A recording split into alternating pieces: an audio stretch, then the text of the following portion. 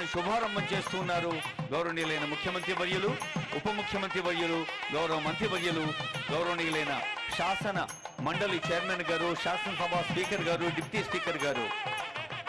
మన వారసత్వాన్ని, మన వారి సత్వాన్ని, సాంస్కృతిక ఔన్నత్యాన్ని తెలంగాణ తల్లి మనకు అన్ని వేళలా ఆశీస్సు అందిస్తూ ఉండాలని